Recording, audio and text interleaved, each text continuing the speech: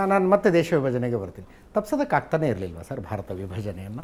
ಅಕಸ್ಮಾತ್ ತಪ್ಪಿಸಿ ಅಖಂಡ ಭಾರತವಾಗಿ ಉಳ್ಕೊಂಡಿದ್ರೆ ಈಗ ಏನಿರ್ತಿತ್ತು ಪರಿಸ್ಥಿತಿ? ಒಂದಿತ್ತು ಅವಾಗ ನೋಡಿ, ಹಿಂದೂಗಳಿಗೆ ಕ್ರಮಬದ್ಧವಾಗಿ ಅವರ ಶೌರ್ಯದ ಸಂಕೇತಗಳನ್ನೆಲ್ಲ ಅವಮಾನದ ಸಂಕೇತಗಳು ಅಂತ ಮಾಡಿದರು.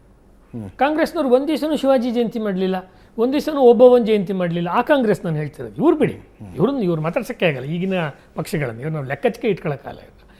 ಅವರು ಅವಾಗ ಮಾಡ್ಬೋದಾಗಿತ್ತಲ್ಲ, ಯಾಕೆಂದ್ರೆ ಅಲ್ಲೂ ದೊಡ್ಡ ದೊಡ್ಡ ಸ್ಟಾಲ್ವರ್ಡ್ಸ್ ಇದ್ರಲ್ವ.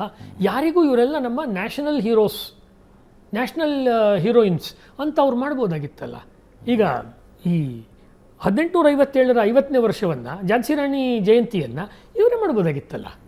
ಅವರು ಅವತ್ತಿಂದ ಇವತ್ತಿನ ತನಕ ಪರಂಪರೆ ಸಮಸ್ಯೆ ಇರೋದು ಏನಂದರೆ, ರಾಜಕೀಯ ಪಕ್ಷಗಳಿಗೆ ಕಾಂಗ್ರೆಸ್ಸು ಸೇರಿ ಪರಂಪರೆಯನ್ನು ತಮ್ಮ ಜೊತೆ ತೊಗೊಂಡು ಹೋಗೋಕ್ಕೆ ಅವ್ರಿಗೆ ಅಥವಾ ಗುರುತಿಸ್ಕೊಳ್ಳೋಕೆ ಅವ್ರಿಗೆ ಇಷ್ಟ ಇಲ್ಲ. ಒಂದು.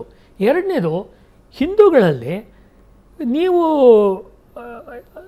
ಅಹಿಂಸೆಯ ದಾರಿಯಲ್ಲಿ ಹೋದರೆ ನಿಮಗೆ ಗ್ಯಾರಂಟಿ ಸಿಗುತ್ತೆ. ಮತ್ತು ಕಾಮನ್ ಪೀಪಲ್ ಎಲ್ಲರನ್ನು ಸೇರಿಸ್ಕೋಬೇಕಾದ್ರೆ ಈ ರೀತಿ ನೀವು ಹೋರಾಟ ಮಾಡಬೇಕು ಅಂತ ಮಾಡಿದ್ರಿಂದ ಏನಾಯಿತು, ಗರಡಿ ಮನೆ, ಫಿಸಿಕಲ್ ಎಕ್ಸಸೈಸು, ಎದೆಗೆ ಗುಂಡು ಕೊಟ್ಟು ಸಾಯ್ತೀನಿ ಎನ್ನುವಂಥ ಒಂದು ಕೆಚ್ಚು, ಈ ರೀತಿ ಅದನ್ನೆಲ್ಲ ಪೂರ್ತಿ ಕಿತ್ತಾಕಿದ್ರು. ಇದೆಲ್ಲ ಕ್ಷಾತ್ರಕ್ಕೆ ನಮ್ಮ ಹತ್ರ ರೋಲ್ ಮಾಡೆಲ್ ಅನ್ನೋದೇ ಇರಲಿಲ್ಲ. ನೋಡಿ, ನಿಮಗೆ 1910, 20s, 30s ತನಕ ಎಷ್ಟು ಜನ ಕ್ರಾಂತಿಕಾರಿಗಳು ಬರ್ತಾರೆ. ಭಗತ್ ಸಿಂಗನ್ನು ನೇಣಿಗೇರಿಸಿದ ಘಟನೆ ಆದಮೇಲೆ ನಿಮಗೆ ಒಬ್ಬ ಉಧಮ್ ಸಿಂಗ್ ತನಕ, ಆಮೇಲೆ ಇನ್ನೊಂದು ಯಾವುದೋ ಮುಂದಕ್ಕೆ ನಿಮಗೆ ಒಬ್ಬ ಇವನು ಮಾಸ್ಟರ್ ಸೂರ್ಯಸೇನು, ಕೊನೆಗೊಬ್ಬರು ನೇತಾಜಿ ತನಕ ಎಷ್ಟು ಗ್ಯಾಪ್ ಆಗ್ತಾ ಹೋಗುತ್ತೆ. ಅಷ್ಟು ಮೇಜರ್ ಹೆಸರುಗಳು ನಿಮ್ಗೆ ಯಾವುದು ಮುಂದೆ ಬರೋದೇ ಇಲ್ಲ. ಅದ್ರ ಜೊತೆಗೆ ಈ ಮೋಪ್ಲಾ ದಂಗೆಯಲ್ಲಿ ಕಷ್ಟ ಹೇಳ್ಕೊಂಡು ಬಂದಂತಹ ಜನರ ಜೊತೆಗೆ ಆಡಿದ ಮಾತುಗಳೇನು ರೆಕಾರ್ಡೆಡ್, ಎಲ್ಲವನ್ನು ಒಪ್ಪಂದ ಹೋರಾಡಬೇಡಿ, ನೀವು ಹೋರಾಡಬೇಡಿ, ಹೋರಾಡುವಂಥ ಅವಶ್ಯಕತೆ ಇಲ್ಲ. ಅಂದರೆ ಹಿಂದೂಗಳಲ್ಲಿ ಕ್ಷಾತ್ರಕ್ಕೆ ಸಾಮಾಜಿಕ ಜೀವನದಲ್ಲಿ ಅವಕಾಶ ಇಲ್ಲ ಅನ್ನುವಂಥ ನೀವು ಅವಾಗ ಹೇಳಿದಂತೆ ಟೆರರಿಸ್ಟ್ ಅಂತ ಕರ್ಕೊಂಡು ಮಾಡ್ಕೊಂಡು ಬಂದರು. ಎರಡನೇದು, ಆಗ ತುಂಬ RSSಗಿಂತ ಮುಂಚೆ ಇದ್ದದ್ದು ಆರ್ಯ ಸಮಾಜ. ಆರ್ಯ ಸಮಾಜ ತುಂಬ ಪ್ರಬಲವಾಗಿ ಹಿಂದೂ ಕ್ಷಾತ್ರವನ್ನು ಹೇಳ್ತಾ ಇತ್ತು. ಆರ್ಯ ಸಮಾಜದ ಲೀಡರ್ ಆಗಿದ್ದಂತಹ ಶ್ರದ್ಧಾನಂದರನ್ನು ಹತ್ಯೆ ಮಾಡಿದರು. ಹತ್ಯೆ ಮಾಡಿದವನು ರಫೀಕ್ ಅನ್ನುವಂಥ ವ್ಯಕ್ತಿ.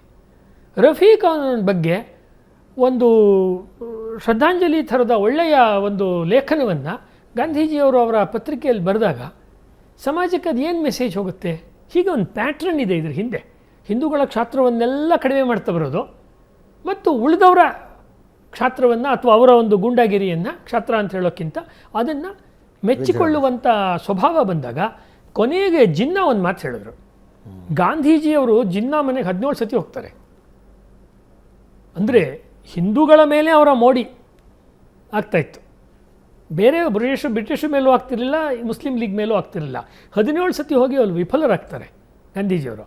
ಆವಾಗ ಜಿನ್ನಾ ಹೇಳೋ ಮಾತು, ಡಿಸ್ಕಷನ್ ಟೇಬಲ್ನಲ್ಲಿ ಅತ್ಲಾ ಕಡೆಗೆ ಸಾವರ್ಕರು ಅಥವಾ ಸುಭಾಷ್ ಚಂದ್ರ ಬೋಸ್ ಕೂತಿದ್ದಿದ್ರೆ ಪಾರ್ಟಿಷನ್ನೇ ಆಗ್ತಾ ಇರಲಿಲ್ಲ ಅಂತ. ಅಂದರೆ ನಿಮ್ಮ ಪ್ರಶ್ನೆಗೆ ಜಿನ್ನಾ ಹೇಳಿರೋ ಮಾತಿದು.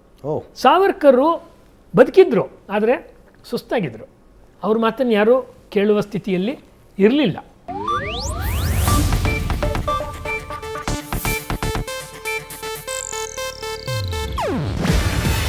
ಇದು ಏಷ್ಯಾನೆಟ್ ನ್ಯೂಸ್ ನೆಟ್ವರ್ಕ್ ಪ್ರಸ್ತುತಿ.